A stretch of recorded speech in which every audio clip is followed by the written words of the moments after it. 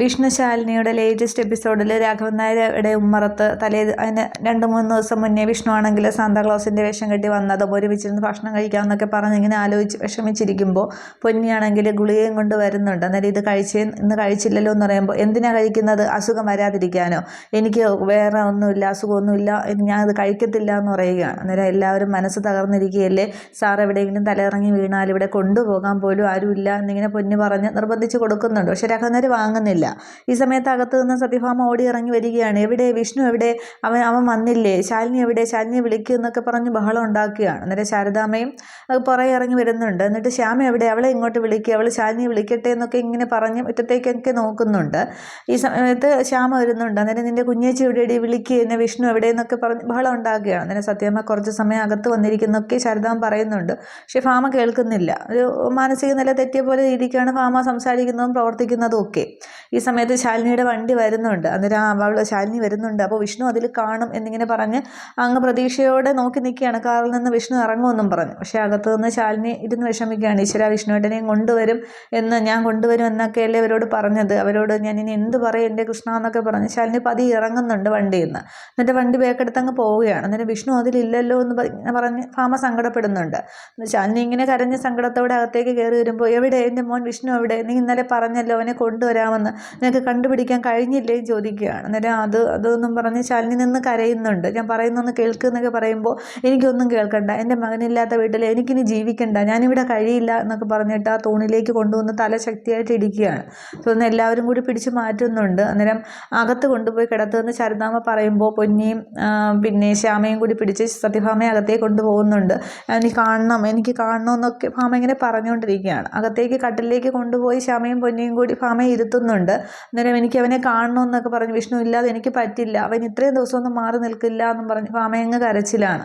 അന്നേരം സത്യാമ്മ, വിഷ്ണുവേട്ടൻ എങ്ങും പോയി കാണില്ല, ഉടനെ തിരിച്ചു വരുമെന്നൊക്കെ ശ്യാമ പറയുന്നുണ്ടെങ്കിലും അതൊന്നും കേൾക്കാനായിട്ട് ഭാമ കൂട്ടാക്കുന്നില്ല. വിഷ്ണുവിനെ കാണണമെന്ന് പറഞ്ഞ് ആകെ നിലവിളിച്ച് കരച്ചിലും ബഹളവും ഒക്കെയാണ്.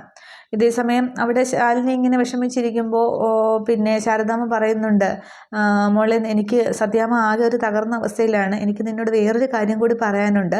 ആ നസീറിൻ്റെ വാപ്പ അബൂബക്കർ ആണെങ്കിൽ നിൻ്റെ അച്ഛനോട് പറഞ്ഞിരുന്നു, വെല്ലുവിളിച്ചിരുന്നു, പിന്നെ വിഷ്ണുവിനെ അപകടപ്പെടുത്തുമെന്നും നിന്നെ വിധവയാക്കുമെന്നും എന്നിങ്ങനെ പറഞ്ഞിട്ട് അന്ന് ഗോപാലകൃഷ്ണനെ കൊണ്ടുപോയതും അബൂബക്കർ പറഞ്ഞ കാര്യങ്ങളൊക്കെ പറയുകയാണ്. എന്നിട്ട് അയാളായിരിക്കുമോ ഇതിന് പിന്നിലെന്നിങ്ങനെ ശാരദാമ്മ തൻ്റെ സംശയം പറയുമ്പോൾ ശാലിനി ഇങ്ങനെ ആകെ ദേഷ്യത്തോടെയൊക്കെ എഴുന്നേൽക്കുകയാണ്. എന്നിട്ട് അബൂബക്കർ എന്നിങ്ങനെ പറഞ്ഞില്ല, കത്തിജ്വലിച്ചെന്ന പോലെ നിൽക്കുന്നുണ്ട്.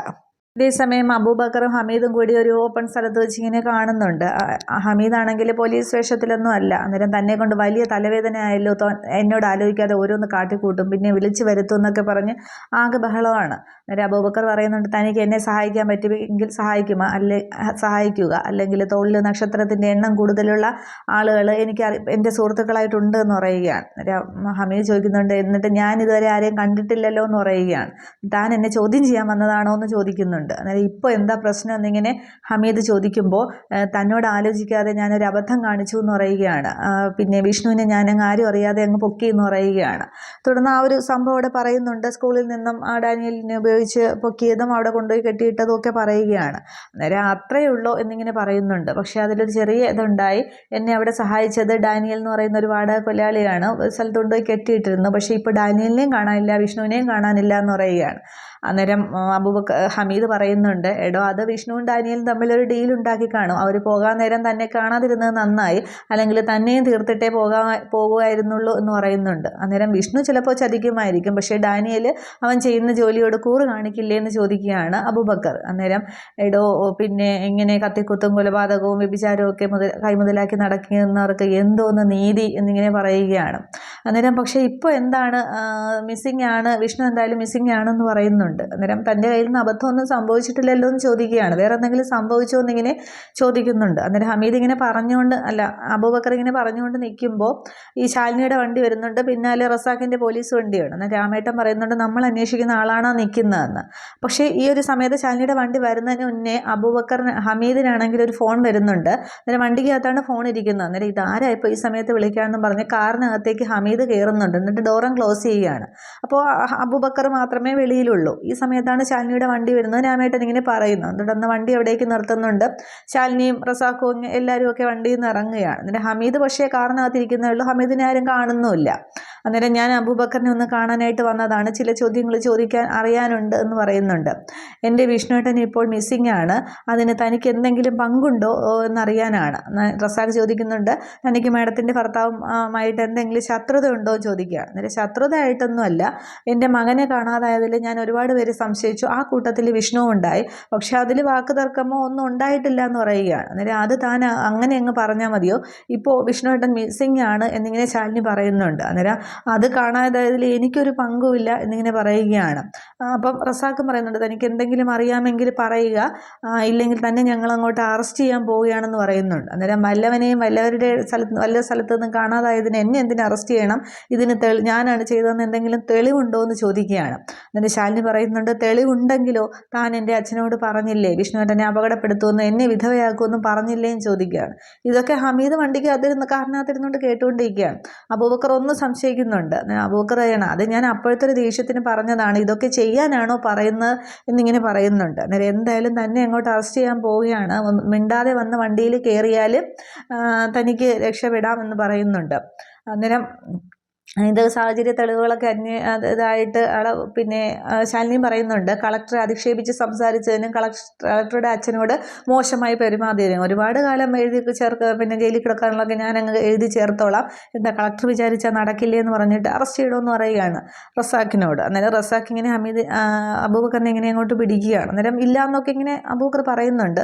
പക്ഷേ ഈ ഒരു സമയത്ത് ഹമീദാണെങ്കിൽ കാറിൻ്റെ ഡോർ തുറന്ന് അങ്ങോട്ട് ഇറങ്ങുകയാണ്. അന്നേരം ബാക്കി എല്ലാവരും അങ്ങോട്ട് പോലീസുകാരെല്ലാം IG അല്ലേ വരുന്നത്, സല്യൂട്ട് അടിച്ച് നിൽക്കുന്നുണ്ട്. അന്നേരം ശാലിനി ഇങ്ങനെ ശ്രദ്ധിക്കുകയാണ്. പക്ഷേ ഹമീദ് നേരിട്ട് റസാഖിനെയാണ് ചോദ്യം ചെയ്യുന്നത്. എന്തടിസ്ഥാനത്തിലാണ് ഇയാളെ അറസ്റ്റ് ചെയ്യുന്നത്, പിന്നെ FIR ഉണ്ടോ, റിട്ടേൺ കംപ്ലൈൻറ്റ് ഉണ്ടോ എന്നൊക്കെ ചോദിക്കുകയാണ്. അന്നേരം ഇല്ല, സാഹചര്യ തെളിവുകൾ എന്ന് പറയുമ്പോൾ എന്തോന്ന് സാഹചര്യ തെളിവുകൾ, നിങ്ങൾക്ക് ഇയാളെ അറസ്റ്റ് ചെയ്യാനായിട്ട് നിങ്ങൾ ഈ പറയുന്ന ഇയാൾ അബൂബക്കറാണെങ്കിൽ കൊലപാതകം ചെയ്യുന്നത് കണ്ടോ, അല്ലെങ്കിൽ അതിന് പ്രേരിപ്പിക്കുന്ന എന്തെങ്കിലും കുറ്റകൃത്യം ചെയ്യുന്നത് കണ്ടോ, അങ്ങനെയൊന്നും ഇവിടെ സംഭവിച്ചില്ലല്ലോ.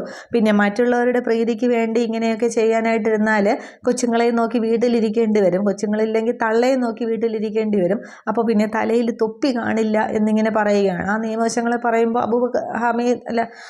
റസാഖിനൊന്നും ചെയ്യാൻ പറ്റുന്നില്ല. അന്നേരം ശാലിനി IG പറയുകയാണ്, പിന്നെ കൂട്ടുകാരനെ അറസ്റ്റ് ചെയ്യുമെന്ന് വിചാരിച്ചപ്പോൾ ആദ്യം ഒന്ന് പരിഭ്രമിച്ചെങ്കിലും കാര്യങ്ങളെല്ലാം സ്വന്തം കൈവെള്ളയിലാക്കിയതിന് നല്ല സൂത്രം തന്നെയാണ്. പക്ഷേ ഇതിൽ എൻ്റെ കാണാതായിരിക്കുന്നത് എൻ്റെ വിഷ്ണുവേട്ടനെയാണ്.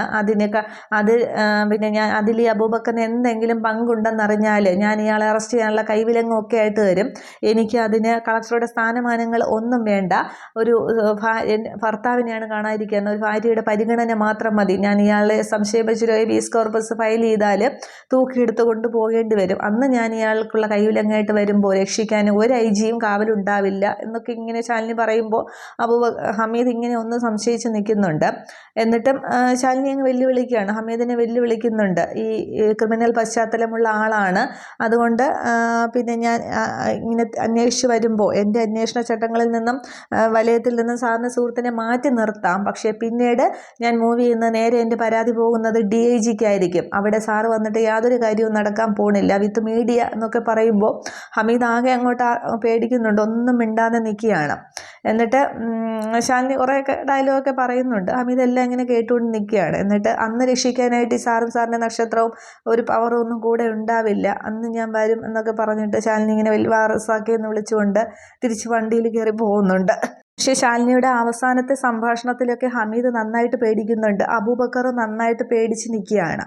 അന്നേരം ശാലിനി അവസാനം പറയുന്നുണ്ട്, എൻ്റെ വിഷ്ണുവേട്ടനെ കാണാതായിരിക്കുന്നതല്ല, അപ്പോൾ ഈ അബൂബക്കറിന് എന്തെങ്കിലും പങ്കുണ്ടെന്നറിഞ്ഞാൽ പിന്നെ അയാളെ രക്ഷിക്കാനായിട്ട് ഒരു IG സാധിക്കില്ല എന്നൊക്കെ പറഞ്ഞിട്ടാണ് ശാലിനി പോകുന്നതൊക്കെ. അബൂബക്കർ ഇങ്ങനെ പേടിച്ച് നിൽക്കുകയാണ്. ശേഷം അവരങ്ങ് കാറിൽ കയറി പോകുന്നുണ്ട്. അവസാനം ഹമീദ് അബൂബക്കറിനോട് ചോദിക്കുന്നുണ്ട്, എടോ തന്നിൽ നിന്ന് വല്ല കയ്യബദ്ധവും വന്നിട്ടുണ്ടോ എന്നിങ്ങനെ പറയുന്നൊക്കെ പറയുമ്പോൾ അബൂബക്കർ ഇങ്ങനെ ആലോചിച്ച് നിൽക്കുന്നതേ കാണിക്കുന്നുള്ളൂ. ഇതേസമയം ഇവിടെ യോഹന്നാൻ്റെ വീട്ടുമുറ്റത്ത് പിന്നെ എൽസമ്മ നിൽക്കുന്നുണ്ട്. ഡേവിസും യോഹന്നാനും ആൻ്റണിയും ഒക്കെ ഉണ്ട്. അവൾ എന്നെ പൂട്ടിയിട്ടിട്ട് കടന്നു കളഞ്ഞു എന്ന് പറയുകയാണ്. അന്നേരം നീ എന്തിനാ മുറിയിലേക്ക് പോയെന്ന് യോഹന്നാൻ ചോദിക്കുന്നുണ്ട്. അന്നേരം ഇന്നലെ മുതലൊന്നും കഴിക്കാതെ കിടക്കുകയില്ല, ഒരു ഗ്ലാസ് ചായ കൊടുക്കാമെന്നും പറഞ്ഞ് പോയതാണ്, ആ സമയത്ത് അവൾ പോയി എന്ന് പറയുന്നുണ്ട്. അന്നേരം ഒരു സ്നേഹം എന്നൊക്കെ പറഞ്ഞ് ആൻ്റണിയും വഴക്ക് പറയുന്നുണ്ട്. അന്നേരം ചെമ്മീൻ ചാടിയാൽ ചട്ടിയോളം അല്ലെങ്കിൽ മുട്ടോളം എന്നൊക്കെ പോയിട്ട് വരട്ടെ എന്നൊക്കെ ഡേവിസ് പറയുകയാണ്. അന്നേരം യോഹന്നാൻ പറയുന്നുണ്ട്, ഇനി അവൻ്റെ ശവോടെ കൂടിയേ ബാക്കിയുള്ളൂ, അതുകൂടിയൊക്കെ കാണണമെങ്കിൽ അതും കൂടിയും കാണിച്ചു കൊടുക്കാം, അപ്പനായി പോയില്ലേ എന്നൊക്കെ ഇങ്ങനെ പറഞ്ഞുകൊണ്ട് നിൽക്കുമ്പോൾ മഹേന്ദ്രൻ്റെ വണ്ടി വരുന്നുണ്ട്. അതിൽ നിന്നും ആദ്യം മഹേന്ദ്രൻ ഇറങ്ങുന്നുണ്ട്, പിന്നീട് ഡെയ്സി കൂടി ഇറങ്ങുമ്പോഴത്തേക്ക് ഇവരെല്ലാവരും ഇങ്ങനെ നോക്കുകയാണ്. എന്നിട്ട് ഡി എന്നും പറഞ്ഞ് ഡേവിസ് ആൻ്റണി അങ്ങോട്ട് ചെല്ലുമ്പോൾ അനങ്ങി പോകരുതെന്ന് പറഞ്ഞിട്ട് മഹേന്ദ്രൻ അങ്ങോട്ട് തോക്ക് ചൂണ്ടുകയാണ്. എന്നിട്ട് അപ്പോൾ ഡേവിസ് ഇങ്ങനെ ഡെയ്സിയുടെ അടുത്തേക്ക് നീങ്ങുമ്പോൾ ഡെയ്സിക്ക് ഇങ്ങനെ ഇഷ്ടമല്ലാതെ നോക്കുന്നുണ്ട്. എന്നിട്ട് പറയുകയാണ്, നീ തീർക്കാനായിട്ട് അയച്ച എൻ്റെ മകന് ജീവനുണ്ടെന്ന് ഉണ്ടെന്ന് പറയാനാണ് വന്നത്, പിന്നെ നിൻ്റെ ജീവൻ എടുക്കാനും എന്ന് പറഞ്ഞിട്ട് ഇങ്ങനെ തോക്കിങ്ങനെ നേരെ നീട്ടുന്നുണ്ട് യോഹന്നാൻ്റെ നേരെ. അപ്പോൾ ഡെയ്സി ഇങ്ങനെ ഇടയ്ക്ക് കയറിയിട്ട് പ്ലീസ് എന്നെ ആലോചിച്ച് അല്ലെങ്കിൽ ഹോസ്പിറ്റലിൽ കിടന്ന ശിവനെ ആലോചിച്ച് ഒന്നും ചെയ്യരുതെന്ന് പറയുകയാണ്. അന്നേരം ഇല്ല, ഒന്നും ചെയ്യില്ല, പക്ഷേ എന്നെ കണ്ണിലെ കൃഷ്ണമണി പോലെ ഞാൻ നോക്കി എൻ്റെ മകനെ അതിനാണ് ഇപ്പോൾ പോറിലേൽപ്പിച്ചിരിക്കുന്നത്, അതുകൊണ്ട് ഇവർ തമ്മിലാണ് കണക്കുണ്ട്, മോളങ്ങോട്ട് മാറി നിൽക്കുമെന്ന് പറഞ്ഞിട്ട് ഡേസിയെ പിടിച്ചങ്ങോട്ട് മാറ്റി നിർത്തുന്നുണ്ട്. അപ്പോൾ ആൻ്റണി പറയുകയാണ്, തനിക്ക് മാത്രമല്ല കണ്ണിലെ കൃഷ്ണമണിയുള്ളത്, ഞങ്ങളുടെ പെങ്ങളും അതുപോലെ തന്നെയാണ്, അപ്പോൾ ഞങ്ങളോട് കാണിച്ചതും അതേ രീതിയല്ലേ എന്ന് പറയുന്നുണ്ട്. അന്നേരം യോഹന്നാനും പറയുന്നുണ്ട്, അതുകൊണ്ട് തന്നെയാണ് അവനെ തീർക്കാനായിട്ട് ഞാൻ ഇവന്മാരെ പറഞ്ഞു വിട്ടത്, ഇനിയും തീർക്കും, അവൻ്റെ ശ്വാസം തീരുന്നത് വരെ തീർക്കും, താൻ എന്തോ ചെയ്യും എന്നിങ്ങനെ ചോദിക്കുകയാണ്. അന്നേരം മഹേന്ദ്രൻ ആകെ ദേഷ്യം വന്നിട്ട് ഈ തോക്കങ്ങോട്ട് യോഹന്നാന് നേരെ നീട്ടുന്നുണ്ട്. എന്നിട്ട് അത് തിരിച്ച് അവിടെ മുറ്റത്തിരുന്ന 2-3 ചെടിയിലേക്ക് അങ്ങോട്ട് പൊട്ടിക്കുകയാണ്. 2-3 പൊട്ടിക്കുന്നുണ്ട്. അന്നേരം എല്ലാവരും ഇങ്ങനെ പേടിച്ച് നിൽക്കുകയാണ്. എന്നിട്ട് പറയുന്നുണ്ട്, ഇത് ഞാൻ നിനക്ക് തരുന്ന അവസാനത്തെ മുന്നറിയിപ്പാണ്, ഇതുപോലെ ഇനി എൻ്റെ മകനെതിരെ വന്നാൽ ഇതുപോലെ നിന്നെ 3ൻ്റെയും തല പൊട്ടിച്ചിതറും എന്നുള്ള മുന്നറിയിപ്പ് എന്നിങ്ങനെ പറയുകയാണ്. അന്നേരം ആൻ്റണി പറയുന്നുണ്ട്, താൻ കൂടുതൽ തിളക്കിയൊന്നും വേണ്ട, പിന്നെ അവൻ ഇങ്ങോട്ട് കാണിച്ചത് തന്നെയാണ്, അതുകൊണ്ട് ഇനി ഇപ്പോൾ കിട്ടിയൊരു ആനുകൂല്യം ഇനി എൻ്റെ പെങ്ങളുടെ നേരെ വന്നാൽ ഇപ്പോൾ കിട്ടിയ ആനുകൂല്യം ഇനി ഉണ്ടാകില്ല എന്ന് ചെന്ന് പറഞ്ഞേക്കെന്ന് പറയുകയാണ്. അന്നേരം മഹേന്ദ്രൻ ദേഷ്യം വന്ന് മഹേന്ദ്രൻ ആൻ്റണിയുടെ ഷർട്ട് ഇങ്ങനെ പിടിക്കുന്നുണ്ട്. ആനുകൂല്യത്തിൻ്റെ കണക്ക് പറയാനായിട്ട് നീ ആരാടാ, നിൻ്റെ അപ്പം പറയട്ടെ എന്ന് പറയുകയാണ്. പിന്നെ ഒരുപാട് ആനുകൂല്യങ്ങൾ എന്നിൽ നിന്ന് എന്നെ പറ്റിച്ച് കൈപ്പറ്റിയിട്ടുണ്ട്, ഈ കെട്ടിപ്പൊക്കി നിർത്തിയിരിക്കുന്നത് നിൻ്റെയൊക്കെ ഈ തടിയൊക്കെ എൻ്റെ കാശ് കൊണ്ടുണ്ടാക്കിയതാണ്, ഇല്ലെന്ന് നിൻ്റെ അപ്പം പറയട്ടെ എന്നാണ്, എന്നെ പറ്റിച്ച് എനിക്ക് പട്ട ഒഴിച്ചു നിന്ന് എന്നെ പറ്റിച്ചുണ്ടാക്കിയ കാശാണ് ഇതൊക്കെ, എന്നിട്ട് നിൽക്കുന്ന കണ്ടില്ലേ പായ് ജന്മം, വെറും വേസ്റ്റ് തടിയിട്ട് കത്തിച്ചാൽ പോലും കത്താത്തൊരു പായ് ജന്മം എന്നൊക്കെ പറഞ്ഞ് യോഹന്നാനെ ഇങ്ങനെ അധിക്ഷേപിച്ച് സംസാരിക്കുകയാണ്. പക്ഷേ യോഹന്നാൻ അപ്പോഴും ഇങ്ങനെ ചിരിച്ച് നിൽക്കുകയാണ്. പക്ഷേ ആൻ്റണിയും എൽസമ്മയും ഡെയ്സിയൊക്കെ ഇങ്ങനെ മാനം കെട്ട് നിൽക്കുകയാണ്. പിന്നെ മഹേന്ദ്രൻ്റെ സംസാരത്തിൽ, ഇനി എൻ്റെ മകൻ്റെ നേരെ നിങ്ങൾ ആരെങ്കിലും തിരിഞ്ഞ് വന്നാൽ എന്നിങ്ങനെ കൈ ചൂണ്ടി മഹേന്ദ്രൻ പറഞ്ഞുകൊണ്ട് നിൽക്കുമ്പോൾ എപ്പിസോഡ് അവസാനിക്കുന്നുണ്ട്. അപ്പോൾ നാളെയാണ് മഹാ എപ്പിസോഡ്. അതിലാണ് ഈ ശാലിനി നസീറിൻ്റെ കൊലപാതകത്തെക്കുറിച്ചുള്ള ആ രഹസ്യങ്ങളൊക്കെ അറിയുന്നത്. പക്ഷേ പിന്നീട് വിഷ്ണുവിനെ എങ്ങനെ കണ്ടുപിടിക്കും എന്നുള്ളതാണ്. ഈ ഡാനിയലിനെ കുറിച്ചും വിഷ്ണുവിനെ കുറിച്ചും യാതൊരു അറിവുമില്ല. മിക്കവാറും വിഷ്ണു ഹോസ്പിറ്റലിൽ ചികിത്സയ്ക്ക് പോയതായിരിക്കും.